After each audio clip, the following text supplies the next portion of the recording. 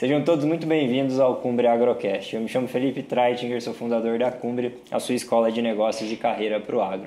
Aqui, como vocês sabem, em todo episódio a gente vai trazer conhecimento prático e aplicável do agro para o agro. É isso mesmo, em todo episódio, uma grande referência sobre o assunto aqui discutido, para que esse conhecimento possa fazer diferença na tua vida. A gente fala sobre marketing, vendas, commodities, mercado futuro, desenvolvimento pessoal, profissional, tudo isso e muito mais. Hoje, nosso tema é bastante interessante, um convidado especialista, que eu tenho a honra de ter aqui como convidado e ter como professor da Cumbre também. A gente vai falar sobre o futuro da comercialização de grãos com o âmbito em sustentabilidade, tecnologia e desafios, tá? Para apresentá-lo da maneira correta aqui para vocês e digno de toda a experiência que ele tem, ele é executivo sênior com ampla experiência no setor do agronegócio, destacando-se por sua atuação com mais de 20 anos na Louis Dreyfus Company, uma das maiores traders de grãos do mundo. Ele foi CEO da LDC no Brasil por mais de 7 anos, responsável por uma operação com mais de 11 mil colaboradores. Foi também global de sustentabilidade, então ele é o número 1 no mundo de sustentabilidade da empresa, liderando iniciativas sustentáveis nessa empresa que fatura mais de 60 bi de dólar em receitas anuais, consolidando a governança e sustentabilidade como um pilar estratégico. Além disso, também se destacou pela sua habilidade em formar times de alta performance, parcerias e liderar transformações organizacionais. Fundou o Instituto LDC no Brasil, com foco em projetos sociais. Seu papel como líder de alto impacto se estendeu por conselhos de empresas como ALZ e Estrada. Ele é formado em Engenharia Agronômica pela Exalc, meu doutor, possui MBA pela FGV e programas internacionais no Columbia Business School, na Universidade de Missouri, e possui mais de 26 anos de experiência no agro. Eu quero dar boas-vindas aqui ao Cumbre Agrocast, ao Murilo Parada. Muito bem-vindo, Murilo. Obrigado pela tua presença. Obrigado, Felipe. Obrigado a todo mundo que está assistindo aqui com a gente. Fico honrado aí pelo convite e tomara que a nossa conversa seja bastante divertida, mas proveitosa para quem está vendo a gente também. Com certeza vai ser, Murilo. Obrigado. Vamos bater um papo aqui, pessoal. Tema bom, tema que eu acredito que a gente tem que se informar mais como profissionais do agro, ter esse entendimento do todo, né, de toda a cadeia. Então vamos lá, Murilo, vamos começar com o início da tua carreira. Se puder trazer um pouquinho, como é que foi o início da tua trajetória no agro há 26 anos atrás e o que te motivou a ingressar nesse setor e quais foram os principais desafios enfrentados aí no teu início de carreira? Tá bom, vamos lá. Eu sou paulistano, né? Nascido e criado aqui, né? Tem aquele histórico de família, algum tio com fazenda lá no Mato Grosso do Sul. Uhum. E aí a vontade de fugir da cidade um pouco e ir para o campo, entender a produção. Então, isso que me levou à decisão de fazer agronomia, fui para a Exalc. E o meu começo da carreira na Exalc foi muito voltado à área técnica de produção agrícola, né? Foi um estágio que era como melhorar a produtividade de soja, milho. A gente tocava o departamento de agricultura, um estágio chamado GEA, para quem conhece lá. Então, eu trabalhei bastante tempo no GEA e a ideia era da consultoria, como uma consultoria júnior que a faculdade fazia para, no meu caso, eu peguei produtor de soja e milho, né, em Assis, no município de Assis, no estado de São Paulo. E ainda como aluno, o que eu vi, a gente conseguiu elevar a produtividade agrícola daquela fazenda para ter produtividade recorde de soja na região.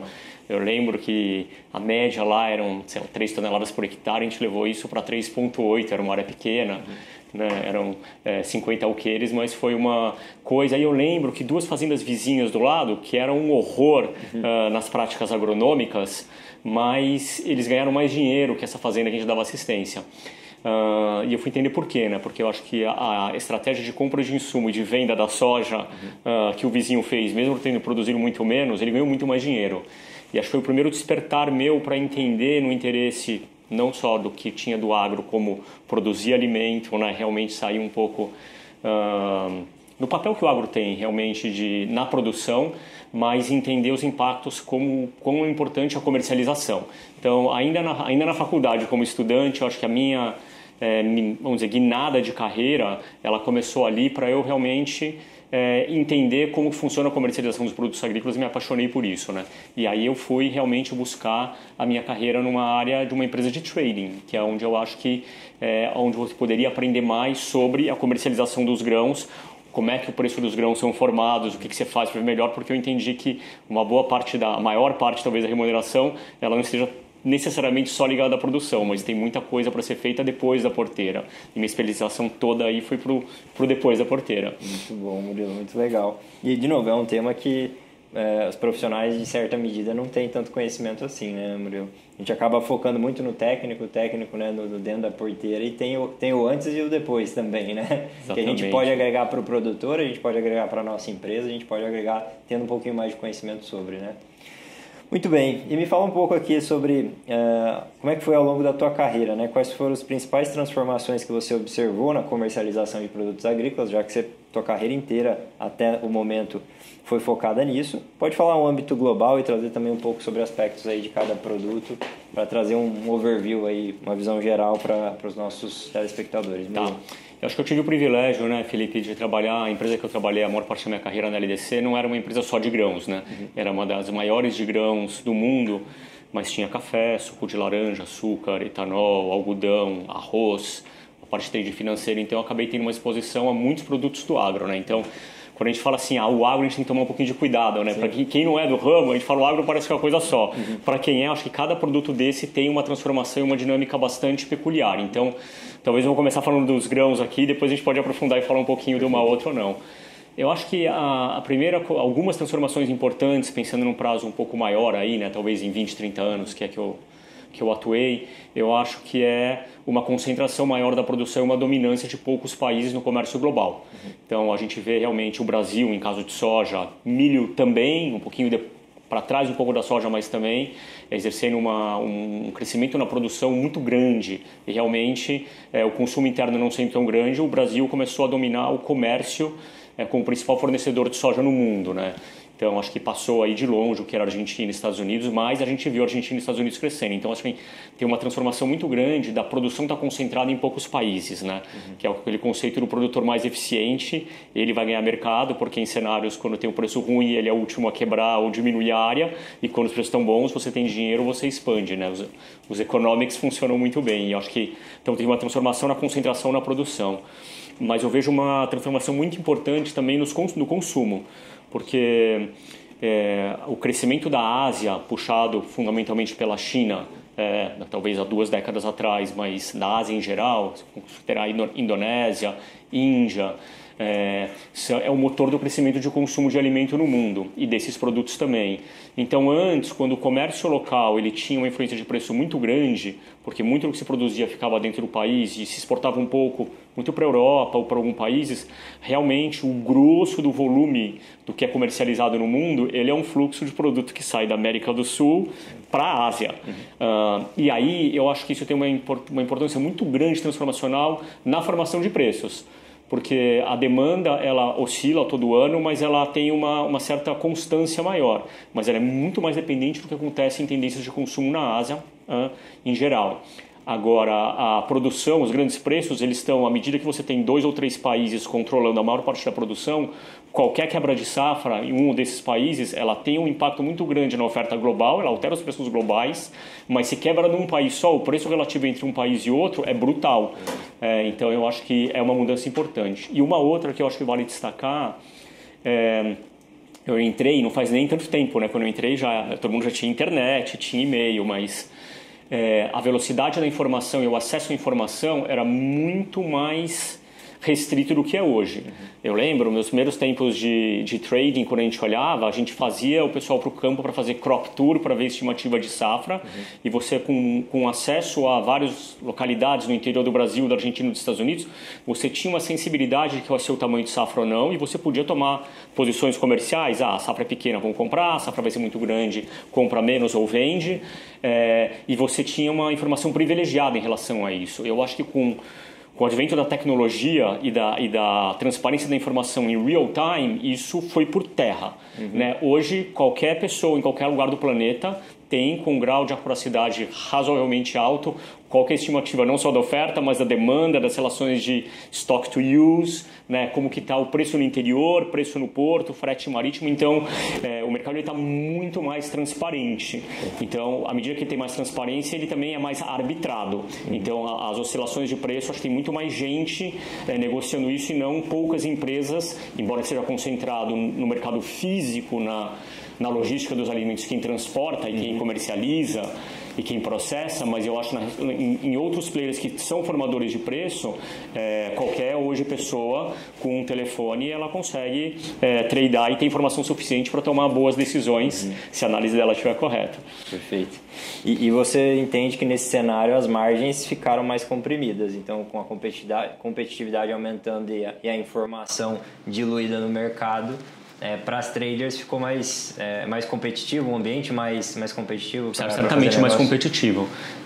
Eu acho que tem muito mais. E aí tem uma coisa importante numa transformação também, né? Tem muita empresa financeira pura, e aí é mais pensando em derivativos, mercados futuros de opções, que o volume negociado nas bolsas ele cresceu muito. Então, eu acho que permitiu com que, se tem uma oportunidade de compra ou de venda, tem um fluxo de dinheiro muito maior. As traders tinham um poder muito maior e hoje não. Quer dizer, hoje se você pegar os volumes negociados em bolsa, seja em bolsa na China, seja em bolsa nos Estados Unidos, é gigantescamente muito maior do que era no passado. Então, as traders elas perderam relevância num sentido, tem muito mais player para poder arbitrar isso. Sim. Mas eu acho que ficou mais competitivo em toda a cadeia. Perfeito. Então, assim, eu acho que não é só nas trades, eu acho que os produtores também, quando a gente vê o Brasil ocupando o espaço que tem e a eficiência do produtor brasileiro, ele está tirando capacidade de outros produtores em outros lugares do mundo menos eficientes está produzindo. E mesmo dentro do país, eu acho que assim, o produtor que não tem escala, no caso de soja e milho, é uma cultura que necessita escala. Então, um produtor muito pequeno, ele tem uma dificuldade maior de competir num cenário de preço mais baixo porque não tem economia de escala dentro da operação dele. Quem está no comércio, a mesma coisa. Agora, Felipe, acho que tem um fato importante destacar, porque em grãos, uma boa parte da eficiência competitiva que você tem, ela está na produção, mas ela está na logística. Perfeito. Então, eu acho que independente de estar mais competitivo, mais difícil para as tradings ou não, eu acho que você tem que ter logística para ser competitivo. Então, um bom comercializador hoje que não tem uma operação logística competitiva, e eu estou falando aí de portos, acesso a navio, acesso a armazém, e não é só a capacidade de armazenagem, mas o fluxo, o giro dos ativos, porque são grandes investimentos com retorno baixo, mas uma vez que você fez eles, você tem uma competitividade. Então, eu acho que a competitividade ela passa numa concentração também, porque quem tem logística, e logística é caro para ter, você acaba o mercado ficando mais competitivo e tem uma barreira de entrada para quem quer entrar, porque o custo de você investir em logística é um custo muito caro. Isso que você falando, eu concordo 100%, né? Não é todo mundo que tem capacidade financeira de ter armazéns, portos, sistema logístico estruturado. A gente sabe que o caos que é a logística de grãos aqui no Brasil, né? Pegando especificamente soja, milho, né? Quando a gente pega ali a 163 para vir para porto, seja para cá ou para subir, é um caos, né? Muito caminhão em pico de safra.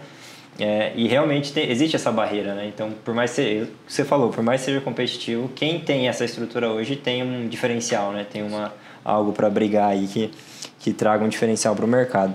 E Murilo, falando um pouquinho da tua liderança na LDC, você passou aí seus mais de 20 anos lá, mais de 7 como CEO, né, presidente da empresa. Quais que foram as estratégias implementadas para posicionar a empresa como uma das líderes globais de comercialização de grãos? O que dentro do teu mandato, igual dizem uns ali, quais foram as implementações ali? O que você pode trazer de bacana para compartilhar com o pessoal? Bom, eu acho que tem princípios, eu acho que de gestão de empresa que ele vale para... Eu nunca trabalhei em outro setor, né? Eu trabalhei na indústria aeroespacial, automobilística, de telecomunicação, mas eu acho que eles são quase que chavões, mas eu acho que são as coisas mais importantes, né? Você falou... Teve uma entrevista uma vez que eu dei logo que eu assumi, e acho que foi, não lembro se foi para o Valor ou para o Estadão, e o jornalista me fez uma pergunta assim, Murilo, você está começando agora, daqui a uns anos você olhar para... Se você puder olhar para trás, quando é para frente, retrospectiva, qual é o legado que você vai querer ter deixado, né? E aquilo me marcou aquela pergunta, né? Porque eu tinha essa resposta muito forte e acho que vai na linha da pergunta que você fez.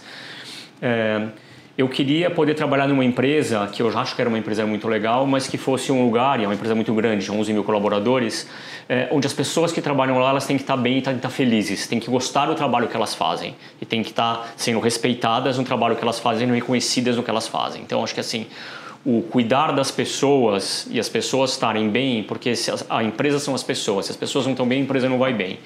Então, eu acho que essa é uma coisa que é um pouco no chavão, mas é muito verdade, né? Então, e ainda mais com um time com um número de colaboradores tão grandes. Eu acho que a segunda coisa, então, esse era um dos legados que eu queria deixar, né? Ser percebido como uma das melhores empresas para se trabalhar. Eu acho que teve um segundo, que era poder trazer de fato a tecnologia para dentro da empresa. Eu estou pensando em tecnologia não em biotecnologia, mas mais tecnologia de dados, de informação mesmo, né? Então, a empresa tinha uma quantidade de sistemas legados,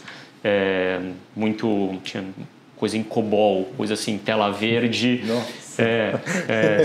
tela preta com cursor verde, ainda a gente não tinha mouse, então assim, e no crescimento que a empresa precisava ter, não dá para ter aquilo. Então, eu não estou nem falando que são coisas que a gente fez de trazer blockchain, inteligência artificial, eu não estou nem falando dessas tecnologias que a gente chegou a implementar e estava fazendo muita coisa, a ambição era aquilo, mas não tem como você falar nisso se você está rodando num sistema COBOL, né? Então, eu acho que poder fazer uma transformação digital e de ciência de dados dentro da empresa, eu acho que é uma coisa e é uma jornada longa pelo legado que a empresa tinha. Então, teve muita coisa e isso é uma mudança de cultura também, né? Então, um dos exemplos, eu acho que estão em todas as esferas, todos os diretores, levei ele para poder fazer uma imersão, por exemplo, no Singularity University, para poder entender a fundo como as novas tecnologias podem causar disrupção no negócio, a questão da nova economia.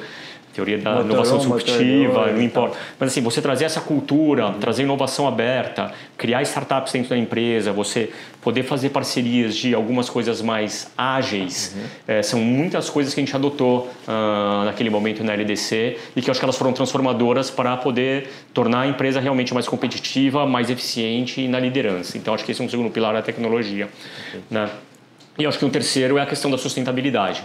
Eu ia chegar lá, inclusive. Porque eu acho que quando a gente pega uma coisa bem chavão, né, e se a gente perguntar aqui, todo mundo está escutando aqui o podcast hoje, se a gente perguntar para cada um deles o que é sustentabilidade para vocês, tiverem 100 pessoas, eu me arrisco a dizer que a gente não vai ter no máximo 3 ou 5 respostas iguais, né? Para cada pessoa, sustentabilidade é uma coisa. Então, numa coisa muito simples, num chavão, né, é você ser economicamente viável, você ser socialmente justo e você estar ambientalmente correto, né? Que também são palavras amplas, você pode interpretar isso de qualquer maneira, mas pegando em cada um tripé da sustentabilidade, a empresa tem que ganhar dinheiro. Então, assim, você tem que ter foco em resultado. Então, tudo que a gente faz tem que ter foco em resultado. E isso passa por decisões difíceis. Então, sei lá, em cenários de margem ruim, teve momentos assim, não está tendo margem de esmagamento de soja, vamos fechar uma fábrica e hibernar ela por um tempo, quando voltar a margem você abre. Você hibernar uma fábrica, desligar colaborador é uma decisão muito difícil, muito dura. Mas se você não fizer isso, a empresa não vai bem e aí você vai acabar prejudicando um número muito maior de pessoas. Então, você tendo uma racionalidade econômica voltada a resultado, as pessoas entendem por que você está fazendo aquilo. Então, mas esse é o pilar que você ter que ser uma empresa voltada a resultado e você ter uma disciplina de ganhar dinheiro, eu acho que é uma coisa muito importante. E isso está dentro da sustentabilidade.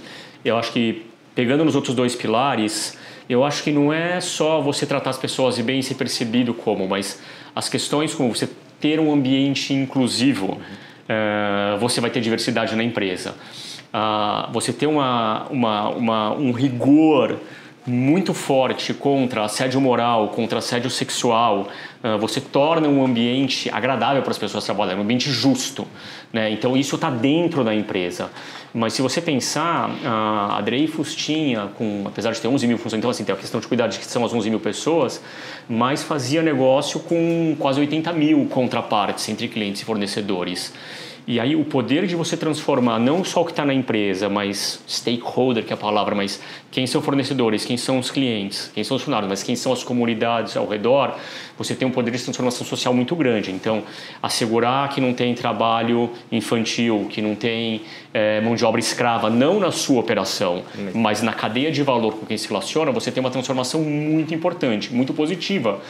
Então, tem um lugar muito importante de contribuir para a sociedade e eu acho que isso volta como resultado para a empresa. São valores e princípios que eles vão acabar atraindo os melhores talentos, atraindo as melhores pessoas, atraindo os melhores parceiros comerciais, parceiros financeiros, e isso tem valor. A gente consegue mensurar isso e quantificar em dinheiro o quanto essas coisas dão.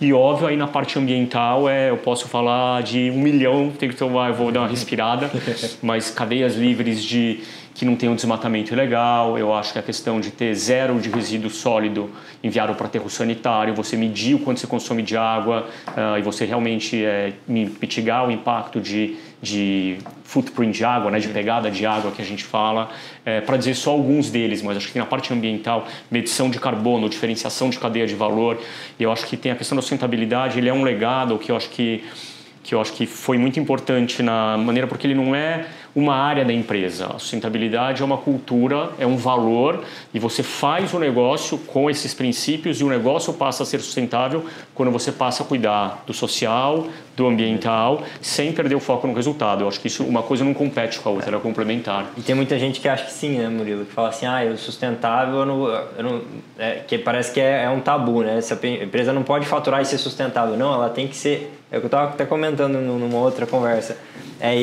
Não é ou, né? É ser sustentável e faturar e cuidar do meio ambiente e cuidar das pessoas e cuidar da sociedade como um todo, né?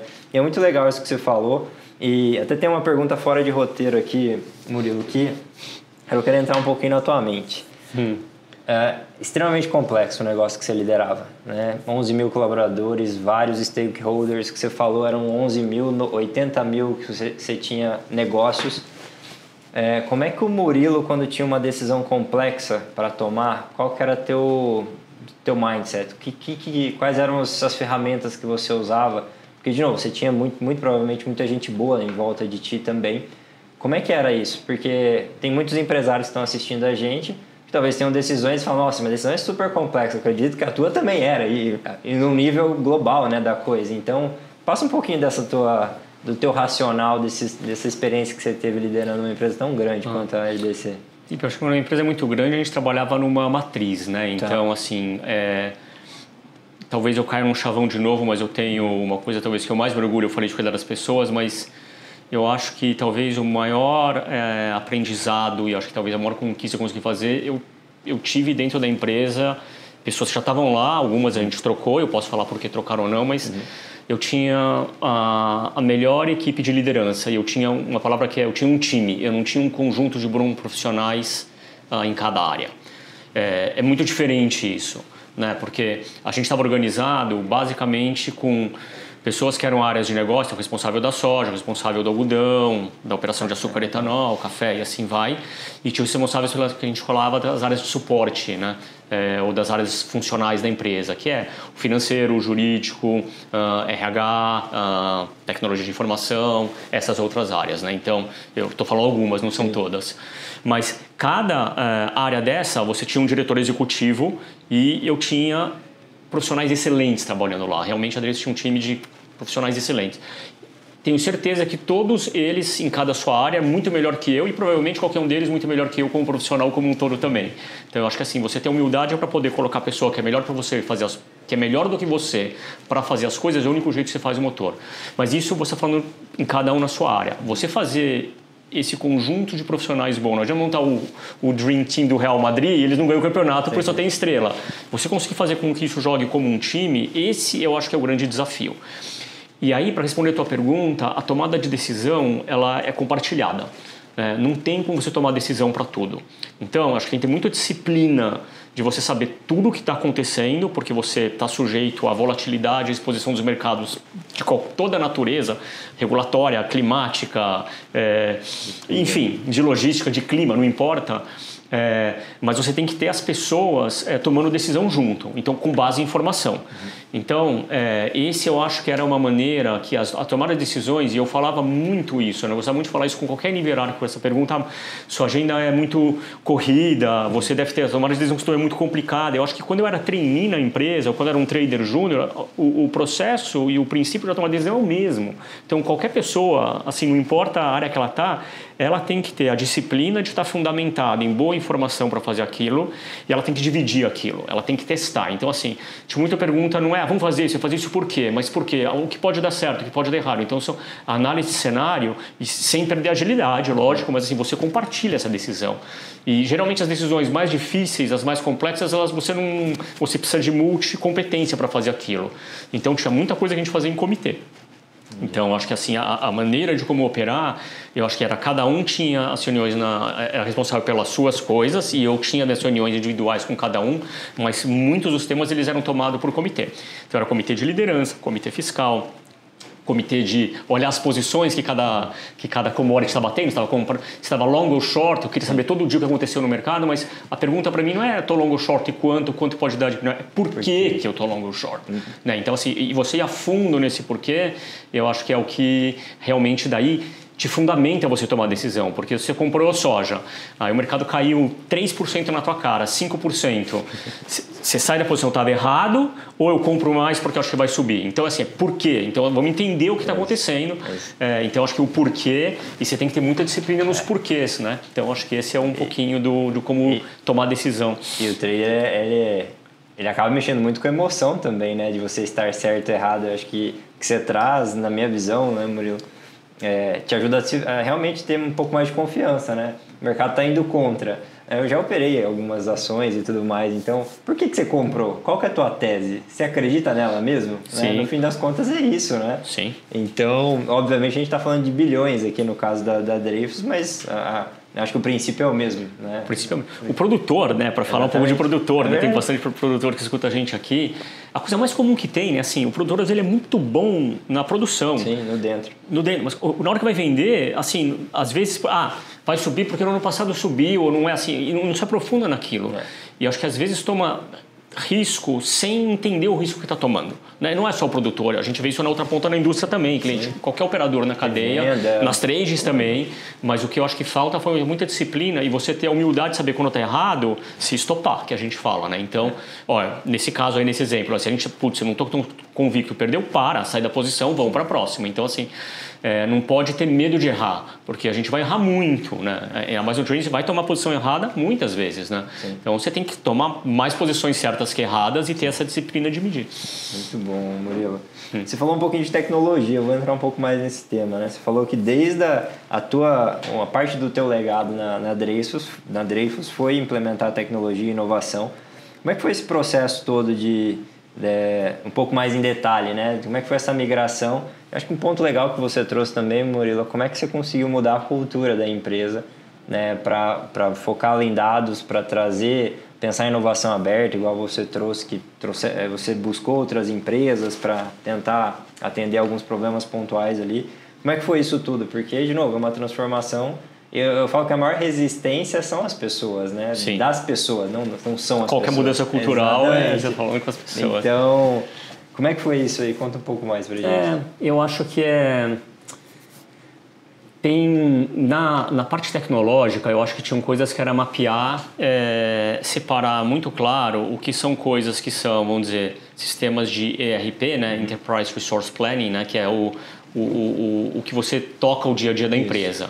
Né? Então, por exemplo, a implementação do SAP, do SAP, era um sistema que foi feito lá. Então, é uma coisa no papel muito simples, mas a implementação dele para valer até onde você vai. E você poder ter um plano e, pelo legado ser tão ruim, é um plano de multi-anos e multimilhões. E o que foi muito interessante, a gente via, né, Felipe, assim... E eu lembro, teve um dos profissionais de TI que quando eu entrei, inclusive, foi uma das pessoas, das poucas que eu troquei e trouxe um novo que era um cara do negócio, não era tanto de tecnologia. Porque eu pedi um mapeamento assim, a área de segurança no trabalho e a área de tecnologia são as duas áreas que eu dei orçamento livre. Vocês podem gastar quando você quiser, mas vocês me trazem o plano e vê. Então, não tinha restrição orçamentária, certo. Você pode gastar quando você quiser. Mas eu quero que você me mostre o plano do que você vai conseguir fazer. Então... O quanto você vai conseguir fazer, eu quero que você me mostre um plano no tempo, quanto você vai gastar, mas eu quero que você me diga qual que é a dedicação de recursos humanos, de profissionais da área de TI que você vai conseguir alocar nisso aqui, e pode ter uma consultoria externa ou não, mas muitas das coisas, como elas passam a tecnologia nessa parte de ERP, a tecnologia ela automatiza um processo. O processo tem que estar muito bem desenhado. Qual é o processo que a gente quer fazer? E o processo, quem sabe, não são necessariamente os profissionais de TI. São as pessoas das áreas de negócio. Então eu vou comprar, como é que é o fluxo da compra da soja? Ele compra do produtor, como que é? Quem fala? Aonde está a oferta? Como ela entra no sistema? Que moeda que é? Como é o tratamento fiscal? Como é o tratamento da logística? Como é o tratamento de rede, seja de câmbio? Então assim, tem todo um desenho de como funciona o ciclo do comércio dentro da empresa, que você tem que estar muito bem mapeado. Então, para esse profissional, o terceiro pilar, eu quero saber quais são as pessoas da área de negócio que tem que estar envolvido nesse mapeamento para poder entregar aquele negócio. E esse era o gargalo. Então, assim, a velocidade de transformação da tecnologia na empresa, ela estava limitada porque a empresa não tinha recurso, não tinha trader, não tinha operador de logística, não tinha pessoa das áreas financeiras para dedicar tempo ao projeto de mapeamento de processos de implementação do sistema de tecnologia. Então, a primeira coisa que a gente começou a fazer, Felipe, entendendo isso, você vê assim, pô, não é grana só. Né? Dinheiro é importante, mas não é só. Então, como que você realmente consegue trazer isso? E aí passou por vamos aumentar os shadows que a gente falava, contratar outras pessoas, não na área de TI, em outras da empresa para poder ter profissionais que vão ter uma parte do tempo para poder ajudar naquele processo e aí você vem com a tecnologia por trás e o processo vai. Então, esse é para a parte de ERP. E isso é uma mudança cultural, porque você falar para um cara, olha, você vai botar mais alguém aqui porque esse cara não vai ficar tradando, não vai movimentar, ele vai trabalhar com o pessoal para mapeamento de processo de tecnologia, mas é uma mudança cultural, mas é importante, mas você tem que fazer isso. Você tem que ser o sponsor disso, você tem que ir lá e falar para todo mundo tem que entender por quê e ver o benefício que isso vai ter. E eu acho que aí isso é uma das tecnologias. Eu acho que tem a outra tecnologia aí pensando em inovação aberta, em ferramentas de blockchain, em ferramentas de criar algoritmos para as diversas áreas da empresa. Né? Então eu acho que assim, aí sim é você realmente ir para os grandes centros, sei lá, para o Cubo, né? Para o InovaBra, você fala com o Endeavor. Então assim, estou dando alguns exemplos, mas a gente realmente se engajou em falar com muita gente, olhar o que está acontecendo fora da empresa para poder trazer para dentro. E aí tem algumas coisas que você vai fazer sozinho, tem coisa que não vai. Então, assim, tinha quase um mini venture capital dentro da empresa, que é você trazer parcerias de empresa, que você abrir a empresa para eles trazerem coisa e você ter uma inovação, adoção dessa tecnologia aberta. Isso passa por negócios que acabam ficando bons, né? Então, teve alguns, não criamos sozinho, mas, por exemplo, eu gosto de 2 exemplos dessa área para dizer. Então, primeiro, assim, levar todo mundo para um singularity, toda a diretoria, onde vai ficar uma semana sem ir para a empresa, mas para fazer um treinamento nessas tecnologias. Vamos entender a fundo o que é blockchain, neurociência, biotecnologia, inteligência artificial. Isso eu estou falando, Felipe, há, sei lá, 7, 8 anos atrás. Inteligência artificial, o pessoal estava tateando, assim, a gente teve uma imersão naquilo. Eu quero ter um projeto de blockchain, quero ter um projeto de inteligência artificial naquela época, por menor que seja, mas você despertou na diretoria. Sim. Então você começa, é um processo um pouco top-down, a mudança cultural ela tem que ser assim. Né? Então, você não pode delegar como líder 2 coisas, né? Estratégia, você não pode delegar assim de jeito nenhum. E a segunda é cultura, né? Então assim, a cultura tem que começar. Então primeiro você engaja a liderança, tem que estar muito alinhado todo mundo, porque daí isso você permeia pela organização e você consegue realmente começar a trazer essas transformações. Mas os 2 exemplos que eu ia te falar são 2 empresas que eu tenho carinho, então aí, né? Uma delas chama Strada hoje, né? Foi uma investida que a Dreyfus fez naquela época, chamava Cargueiro. Tinha Cargueiro e a TIP, era um meio de pagamento para o transporte de carga rodoviária. E o Cargueiro era um marketplace, como se fosse um Uber Truck.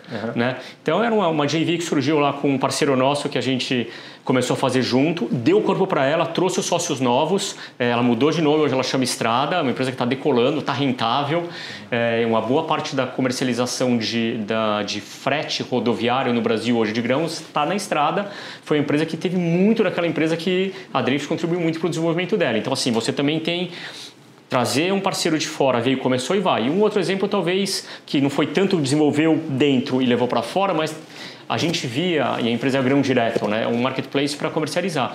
A gente via, tinham vários, né, a gente começou a ver via todas os venture capitals no mercado, começou a aparecer um monte de empresa para a gente analisar. Putz, eu queria que você fosse usuário disso aqui, eu queria que você fosse sócio. Assim, a gente não vai ser sócio de nada que a gente não acredita como usuário. Então a gente começou a ver quem achava que tinha o melhor produto. A gente falou assim, vamos trazer essa molecada do grão direto para cá? Falaram molecada, são profissionais de altíssimo calibre. né? Mas vamos trazer para cá também, para a LDC, vamos ajudar eles a desenvolverem isso, porque se eles trouxerem tecnologia, onde eu possa comercializar soja, comprar, e se hoje eu acesso X mil produtores, mas com uma ferramenta tecnológica eu consigo acessar muito mais, a empresa vai se beneficiar disso como usuário. Mas se a gente puder ajudar eles também e botar um capital ali, se essa empresa virar um unicórnio ou virar uma empresa de sucesso, a gente pode ganhar dinheiro também. Então, mas aí é você não querer fazer dentro de casa. Sim. Eu vou ser minoritário numa empresa e deixa essa empresa crescer. Eu vou me beneficiar nela, seja no equity ou como usuário, a gente tem um benefício nela. Então, são conceitos de você fazer isso, mas dentro da empresa, ainda mais no multinacional, é um processo difícil, porque você criar um venture capital no Brasil, a gente tentou fazer, não podia. Não, vamos pensar numa estratégia global. Então tem as coisas boas e ruins de trabalhar no mamute. Sim. Então você tem que navegar isso e ir fazendo, mas são exemplos de mudança cultural que você consegue botar dentro da empresa e que você realmente traz tecnologia. Eu estou falando o RH digital, na área jurídica, gestão de contrato, teve muita coisa bacana na parte de tecnologia, mas ele permeou por todas as áreas da empresa. Muito bom, Murilo. O papo está muito bom. Eu quero fazer só uma chamada rápida aqui para quem está nos assistindo e nos ouvindo para a nossa próxima imersão em planejamento estratégico. Vocês acabaram de escutar o Murilo falar que estratégia não se terceiriza, tá? Então é justamente sobre isso. Esse é o convite que eu quero fazer para vocês, líderes e gestores do agronegócio, tá? Para a nossa próxima imersão em planejamento estratégico no agro com C-Levels. Murilo vai ser um dos nossos mentores lá, com mais 6 grandes profissionais. Então, momentos para tirar dúvidas, para se conectar com outros empresários, um ambiente super colaborativo. São 2 dias aqui em São Paulo. Fica aqui meu convite, o QR Code vai estar em algum lugar aqui na tela, tá? Para você fazer seu cadastro, passo a passo, tá? Depois do cadastro a gente vai analisar, entender se é teu momento para participar dessa imersão. Nossa equipe entra em contato por telefone, marca uma reunião para ele explicar a proposta e daí na sequência sim você garantir a tua vaga, tá? Então é isso, vamos voltar aqui para o nosso episódio, para a segunda parte do bate-papo, que eu estou gostando muito, estou aprendendo demais com o Murilo, não tem como não aprender. E vamos lá para o segundo momento, Murilo, segunda etapa aqui da nossa conversa. Vamos falar um pouquinho de times de alta performance, transformações organizacionais também, Murilo? Vamos lá. Você é reconhecido por formar equipes de alta performance, você mesmo trouxe isso dentro da tua fala agora nos minutos anteriores, alguns minutos anteriores. E o que eu percebi, né, durante o teu comentário, trazendo um pouco do que você viveu, Murilo, é que o que você falou, eu dava autonomia para as pessoas. Como é que você fazia a cola de tudo isso? Vocês tinham um objetivo maior, uma visão onde todo mundo concordava? Tem um livro muito interessante que eu acredito que você tenha lido ou ouvido falar, que é Construção de Times de Alta Performance. Não, não é exatamente isso.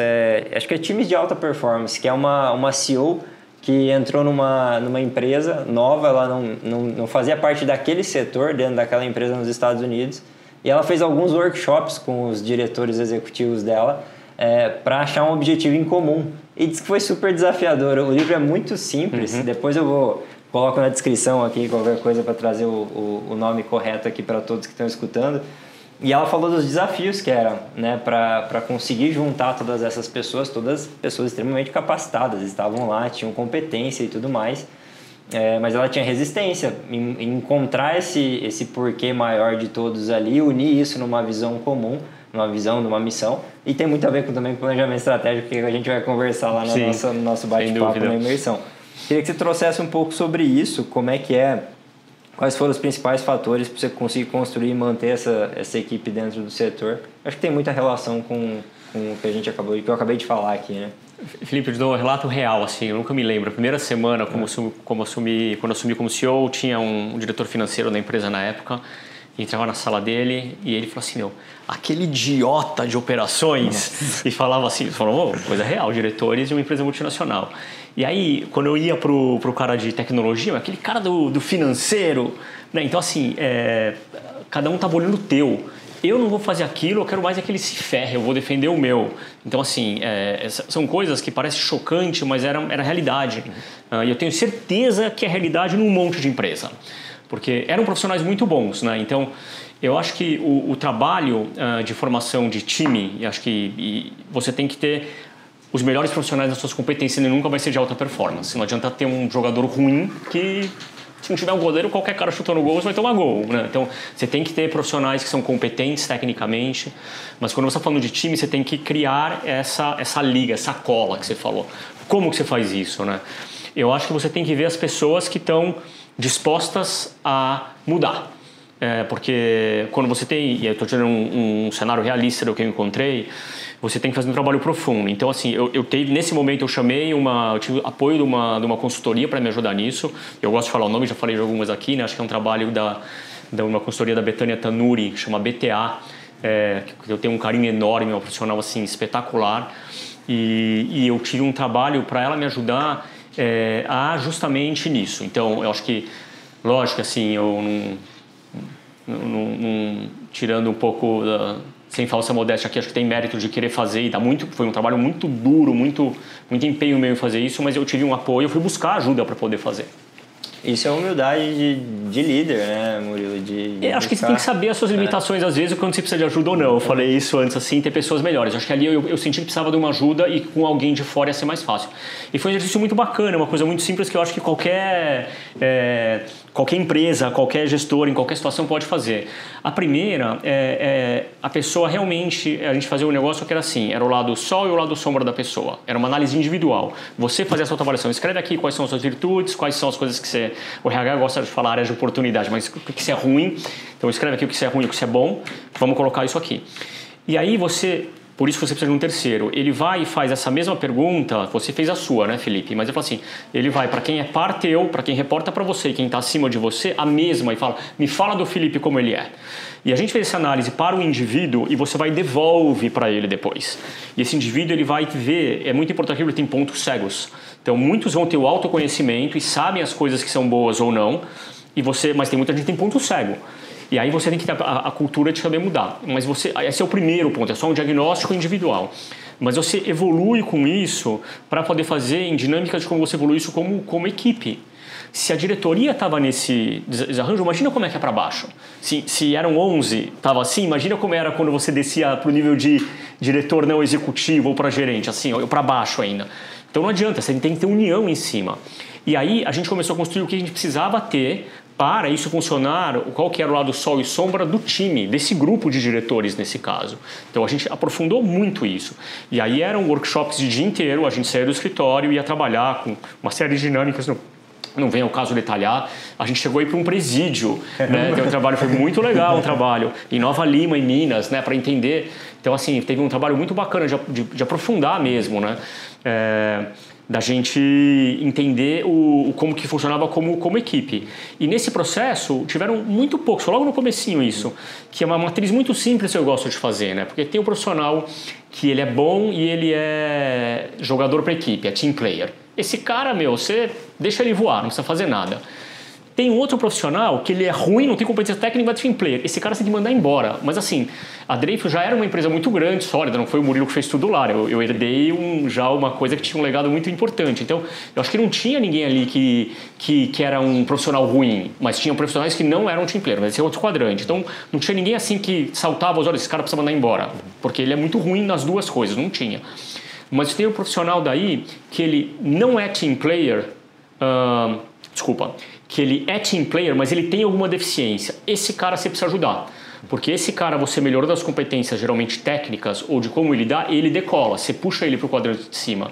O problema, Felipe, é o cara que ele é muito bom no que ele faz, mas ele não está disposto a jogar em equipe. E esse cara, você tem que tirar ele da organização. Esse cara é um câncer na organização. Então, esse cara, e você ter é difícil essa análise, você entender, porque são pessoas que são referência, são pessoas que se admiram. Que entregam resultado, mas assim, aquilo não faz um mal para a organização. Então, teve em algum momento você ter que tirar, e foram poucos, né? Mas eu tive que trocar pessoas para poder trazer e complementar nisso, né? Por um grupo de outro. Então, para você montar um time, você tem as pessoas que querem jogar como time, né? Então, se o cara não passa a bola nunca, não adianta, né? Então você precisa ter. Então acho que assim, passa por você ter as pessoas certas. Então acho que esse é ter as pessoas certas com esse espírito. E aí você começa a desenvolver, indo além um pouco de como fazer, metas conjuntas. Não tem mais meta e atividades conjuntas. Então assim, o One P&L na empresa.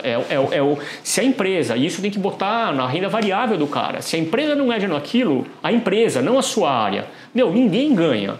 Se você fizer uma coisa que atrapalha na outra, você começa daí a evoluir, aí bota sistemas de gestão e aprofunda, mas na formação de equipe, você ter as pessoas terem consciência das suas deficiências, fundamentalmente se tem alguém que tem deficiência, como lidar, e aí você começa a quebrar as barreiras e você começa a aumentar o grau de confiança. Esse exercício foi muito bacana, demorou acho que uns 3 meses ou 6, não me lembro, de chegar numa roda, na última dinâmica, que cada um virou e falou no olho do outro, porque isso tudo foi um processo assim, sem visibilidade. Mas eu falei assim, ó, Felipe, fui eu que falei que eu acho que você era ruim nisso, cara. Você tem que melhorar nisso, eu não gosto. Então, assim, se você chegar num grau de confiança desse, você tá, sei lá, você tá pelado na sala, entendeu? Você tá realmente entregando tudo sem o que você acha de um em relação ao outro. Você realmente criou essa relação de confiança entre as pessoas. E aí você começa a jogar como equipe. Perfeito. E qual que é o momento que você percebe que você tem que trocar? Quanto você tenta, Murilo? Porque isso que você falou é latente realmente em muitas empresas, mas muitas, assim. Eu não sei quantificar, mas... Quando que você fala assim, bom, tentei, fizemos todo o trabalho e tal, mas não está indo. Tem um tempo? Ou como que você fala assim, tá na hora? E é uma decisão muito difícil, né? Você pegar um executivo, um diretor que é bom no que ele faz, mas ele não está alinhado com o teu time, ele não está alinhado com a tua visão. É muito fácil você desligar alguém, Felipe, por uma questão de compliance, né? Sim. O cara fez uma fraude, roubou, fez um assédio. Você nem sente às vezes, né? Você lembra por orgulho. Né? Quando é um cara que não está performando bem, você fala uma vez, fala duas, né? Não está entregando, você vai terceira conversa, também não é um processo tão difícil. Sim. É até esperado. Eu acho que está muito, se você tem proximidade dos teus liderados, tem gestão sobre eles, você sabe como é que a pessoa está indo. Sim. Não é uma vez por ano, é no dia a dia. E quando a pessoa não está indo bem consistentemente, quando você tem uma dificuldade, é bom para a pessoa às vezes, porque ela também vai estar não está no lugar certo, não é o momento dela naquela posição, naquela empresa talvez. Então, mas eu acho que a minha experiência, quando você tem quem não é team player, é muito difícil fazer com que ele vire. E a minha experiência, eu me arrependo, os erros que eu tenho não foi de não ter tirado, mas é ter demorado demais para tirar. Então, se eu pudesse voltar no passado, eu acabei insistindo, eu só posterguei uma decisão para tirar depois. Porque quando a pessoa não é team player, é muito difícil você melhorar isso na pessoa. Tem como se ajudar, mas eu acho que se ela não quer... é muito rápido isso. E a dica, então, é assim, se está na dúvida, eu preferi errar por não ter.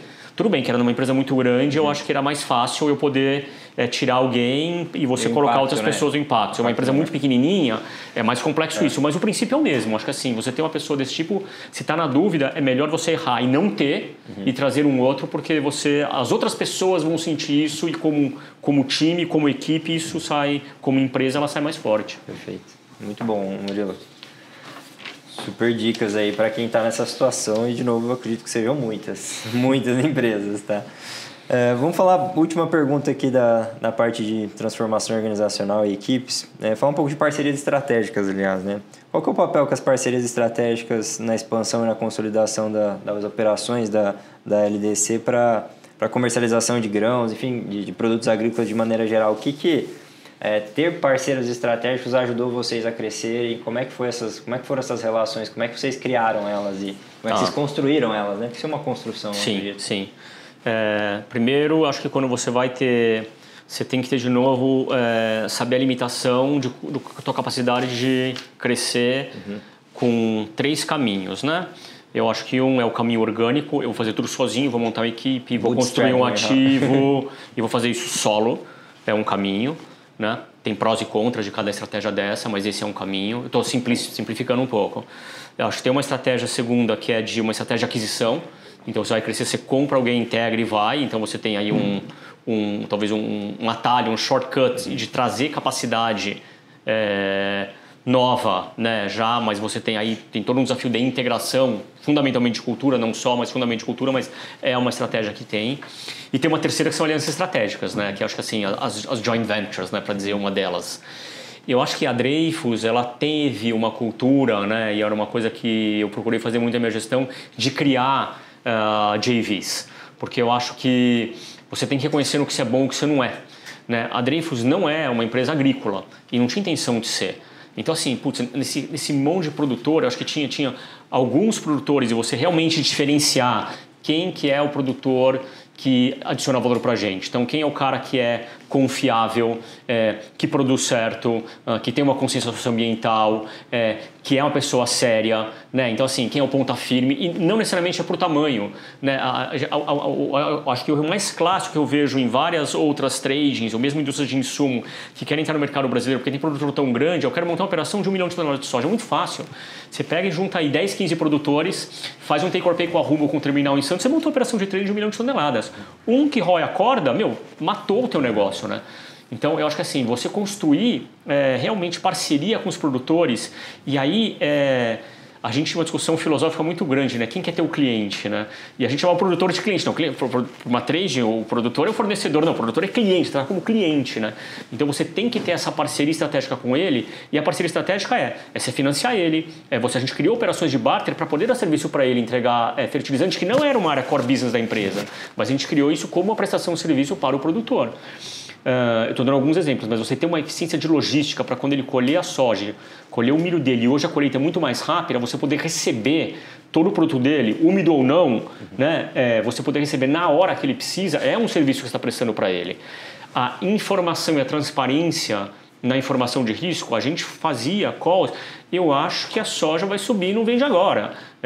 Para os produtores chaves, tem uma visão, vende para mim tanto, me entrega aqui, mas não precifica tudo, bota a soja PAF aqui e vamos vender depois, porque se você pode ganhar quando ele enganar, mas assim, você quer esse cara recorrente, e se ele é recorrente, ele é fiel, você consegue organizar melhor o giro dos seus ativos, o fluxo e a recorrência do comércio. Então assim, eu estou falando das parcerias com o produtor, alguns exemplos, mas a maneira como operar nos ativos, interessante, né, Felipe? Assim, um exemplo, eu lembro, se pegar a gente gosta de falar, historicamente no mercado de grãos tinha o ABCD, né? Que a ADM, a Bunge, a Cargill, a LDC era a Dreyfus, né? O D do ABCD. Hoje tem outras empresas tão grandes quanto, né? Sim. Mas quando a gente estava quando eu entrei quando eu era mais novo, entrei na empresa, assim, não era inimigo, ninguém inimigo, mas assim, eram os concorrentes fortes, assim, a gente brincava, e alguém, sei lá, da Bunge, da DM, da Cargill, você veio do lado negro da força, brincadeira.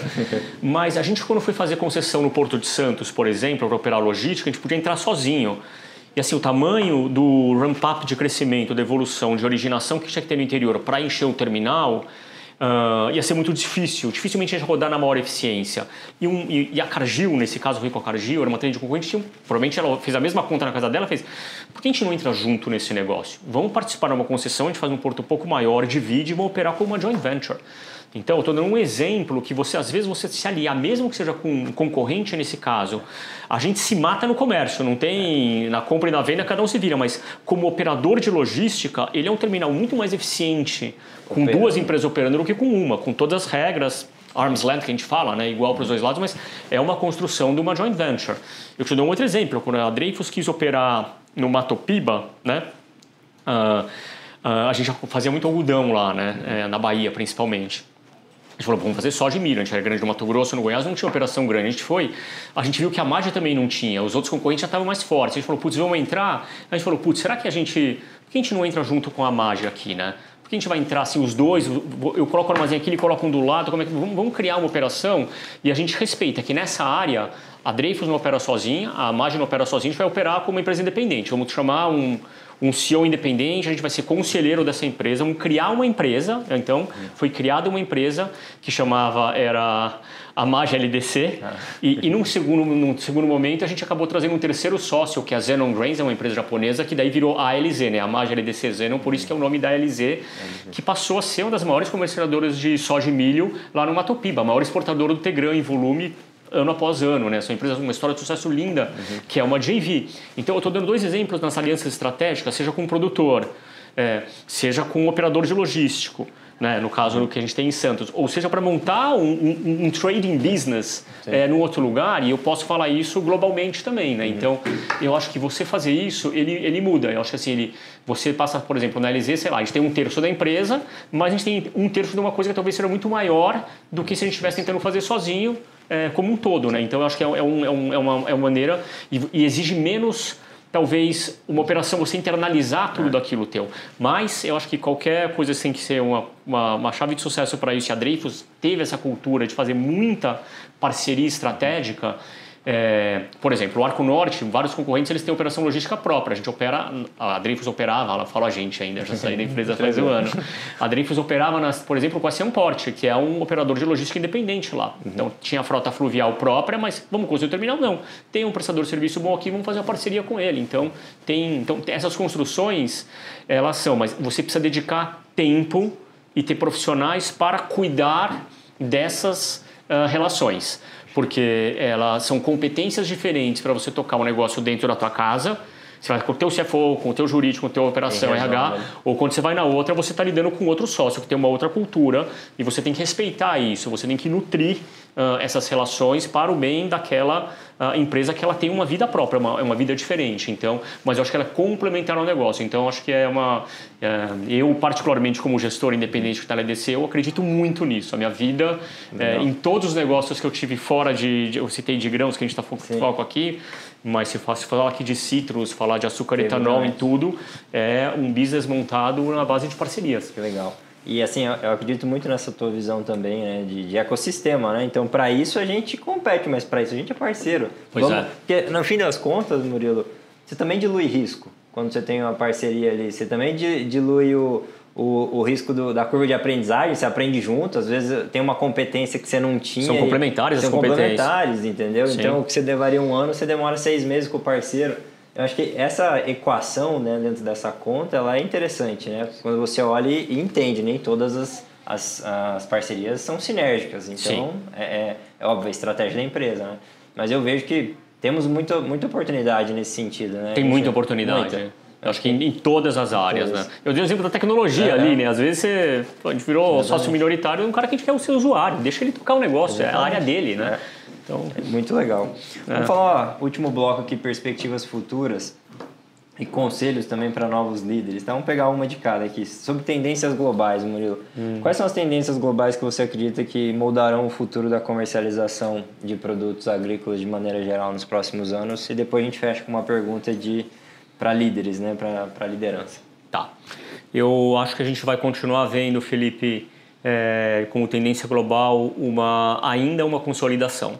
Né? Eu vejo o que a gente vê em número de participantes, porque a especialização, independente se ele está no produtor, se ele está no operador de logística, se ele está na trader, se ele está no processador, se ele está na indústria que transforma aquilo até o varejo, eu vejo esse mercado se concentrando cada vez mais e eu acho que ainda tem muito espaço para mais consolidação. Então, quando a gente sempre vem um entrante novo, né, pensando talvez mais em trading, entra, é pequeno, não vai dar certo, mas você vê as grandes ficando muito grandes. Eu acho que essa é uma tendência que a gente vê. Eu continuo vendo uma tendência, e talvez aí, olhando não em 10 anos, mas nos próximos, talvez no momento que a gente está hoje, nos próximos anos, um movimento de desglobalização. Né? Eu acho que o que a gente tem com o governo Trump agora nos Estados Unidos, claramente em colocar barreiras tarifárias, eu acho que isso vai criar restrições ao comércio global, né? E vai mudar um pouco da dinâmica de fluxo de produto que a gente vê. E eu acho que para o Brasil e para o agro brasileiro, eu acho que isso é uma tendência clara. No primeiro mandato do Trump, né, quando teve uma guerra tarifária com a China acabou comprando muito mais soja, por exemplo, do Brasil. Eu acho que a gente está fazendo vendo esse filme pela segunda vez, né? E eu não vejo isso dando muita ré. Então, eu acho que, pensando em Brasil como tendência global, eu acho que o Brasil vai ser, pelo bem e pelo mal, mais dependente da China. Né? Então, acho que assim, ou de mercados asiáticos, eu acho que essa é uma tendência. E uma outra tendência que eu vejo de novo, mesmo as empresas vão consolidando, mas elas ficando cada vez maiores, porque eu acho que à medida que você tem transparência na informação e você tem a arbitragem de preço, ela passa a ser feita por qualquer um, o grande diferencial que tem para poder movimentar, para poder fazer, é quem tem ativo. Então, assim, você ser bom você ter ativos bons e ativos eficientes, eu acho que é uma tendência grande. Então, acho que o mercado cada vez mais ele não vai dar espaço para quem opera mal. Né? E eu acho que isso vale para o produtor, vale para quem vende insumos para o produtor antes da cadeia. Eu acho que para quem opera logística pura, eu acho que para quem comercializa, para as indústrias de crush. Eu acho que assim, eu vejo uma tendência de a alta especialização, o ganho de tecnologia e a velocidade de ganho de tecnologia por advento de ferramentas de tecnologia, de TI mesmo, ele acelera a adoção de tecnologia em qualquer coisa, né? Então, eu acho que assim, você começa na própria tecnologia industrial. Então, eu acho que tanto na biotecnologia quanto na tecnologia industrial, tecnologia de logística, você começa a trabalhar com ganhos, né, marginais importantes via adoção de tecnologia, né? Então, acho que essa é uma grande tendência, né? Então, acho que esse é um caminho que eu vejo na comercialização. E eu vejo, acho que uma coisa, talvez a mais importante de todas, de tendência, eu trabalhei com sustentabilidade muito tempo, né? Eu acho assim, o global warming não é uma balela, assim, eu não sou um negacionista, eu acredito que está tendo, e eu acho que a volatilidade de clima, eventos extremos climáticos, não estou falando só nem de aumento de temperatura, ele vai criar muita volatilidade de preço nos mercados para o futuro. O mundo aprendeu a ter cadeias globalizadas. Então, assim, se precisar de alguém, eu pego de um outro. Eu acho que a gente tem hoje um mundo desglobalizado com mais tarifas, que é mais difícil você movimentar produto de um lugar para o outro, porque tem muito imposto, tem restrições de rota logística, tem restrições de tarifa mesmo, ou de bloqueio que tem. Eu acho que isso torna mais complexo você comercializar. Mas eu acho que a mudança climática ela vai fazer quebras de safras, né? Pode ser em um estado e aí aquele estado está ferrado, pode ser num país e aquele, sabe? Então eu acho que assim, as quebras de safras vão ser mais frequentes. E o mundo aprendeu a viver nos anos, a evolução talvez de 30 anos até agora, o mundo viver com menos estoque. Porque as logísticas foram tão mais eficientes, o fluxo de mercadoria era tão fluido de qualquer lugar e a informação está disponível. Então, talvez um dos maiores indicadores mais simplistas para fazer previsão de preço é você olhar a relação de estoque em relação ao consumo. Porque a produção pode crescer, o consumo cresce, então fala assim, a produção quebrou um pouquinho, mas se o consumo era muito maior, essa relação muda. E não é muito só produção e consumo, é quanto tem de estoque. Então, se você pegar todos os estoques globais, se fizer uma análise de preço global, contra o consumo global, você tem essa relação, ela tem uma correlação muito alta com o preço que tem naquele momento. A história, nos últimos 30 anos, o mundo começou a viver com relação de stocks to use, né? Estoque em relação ao consumo menores, sem necessariamente ter preço mais alto, por conta de você ter o livre comércio, por conta da informação estar disponível. Hoje, eu acho que o mundo, por estar desglobalizado e com tarifa e restrições logísticas, o mundo vai ter que viver com estoques, todo país vai querer ter seu estoque de reserva mais alto. Então, o mundo vai estocar mais produto e para você estocar mais, você compra mais, sobe preço. Então, acho que esse é um caminho que eu acho que a gente talvez se vê de preços talvez um pouco mais altos por conta disso. Mas eu acho que as quebras de safra, elas vão causar volatilidade de preço, assim, explosão de preço e depois, quando recuperar a safra, volta numa magnitude maior, talvez nos próximos 3, 5 anos ou 10, do que a gente viu nos 3, 5 ou 10 anteriores. Perfeito. Muito bom, Murilo. Última pergunta, daí a gente vai para o pinga-fogo rapidinho, que daí finalizamos aqui em 2 para não estourar muito a nossa 1 hora, tá? Conselho para novos líderes. O que você poderia trazer para quem está começando? Não vou nem falar carreira, não. Está começando primeira posição de liderança, os primeiros anos de liderança. Quais foram os seus maiores aprendizados? Olha, eu acho que você tem que estar gostando do que você está fazendo. Não adianta você achar que você vai gostar daquilo. Então, a primeira coisa, assim, não é a grana de curto prazo que vai ter, né? Eu nunca pedi um aumento do salário na minha vida, né? Eu acho que assim, as minhas promoções e o aumento, elas foram consequência do que eu fiz. Eu nunca imaginei, talvez, que fosse ter chegado, olhando hoje, aonde eu cheguei na minha carreira quando eu comecei. Né? E nunca também, então, eu não tinha, eu quero ser um diretor, eu não tinha isso desenhado para mim. Isso foi um processo que foi acontecendo naturalmente. E eu acho que o que eu sempre fiz muita pergunta, você tem que querer saber aprender. Então, assim, a curiosidade e tem uma coisa clichê, né? O círculo do conhecimento, né?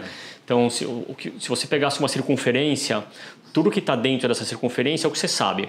Tudo que está fora é o que você não sabe. A circunferência em si, elas são suas dúvidas. E aí é uma coisa filosófica, né? Porque se você fez todas as perguntas e saneou essas dúvidas, você aumentou o teu círculo de conhecimento.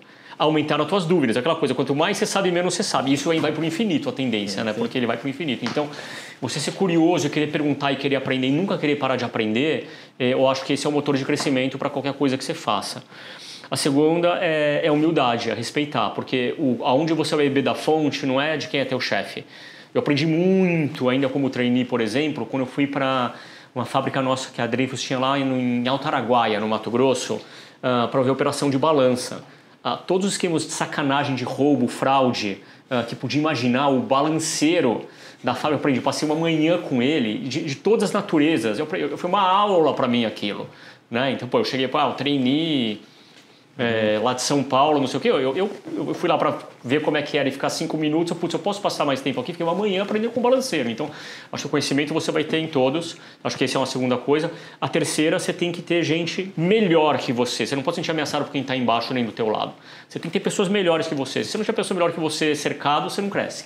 Então, acho que assim, você tem que dar pista para quem está, mesmo que essa pessoa te atropele, às vezes ela te atropela e vai virar teu chefe, não tem problema. Eu acho que ela vai fazer você crescer junto. Muito bom, Murilo, ótimo. Vamos pro nosso mini bloco aqui para finalizar. Ele chama mini bloco Pinga Fogo com Gestor Agro, tá? É assim que chama? Já tem? Exatamente. Tá, então é pergunta direta e resposta sucinta. Tá bom. Tá bom? Então pode ser uma palavra, uma frase no máximo, mas é o que tiver aí. Esse é meu desafio, né? Eu falo pra caramba em resposta longa. Vamos lá, esse é desafiador pra ti então, hein? Podemos começar? Vamos lá. Pra você, o que define um grande CEO? Que cuida das pessoas. Uma equipe de alta performance é feita de um time. Eu contrato pessoas para o meu time que tenham talento e espírito de trabalhar em equipe. Feedbacks, na minha visão, são toda hora. Ótimo. Qual foi o livro de maior impacto na tua carreira?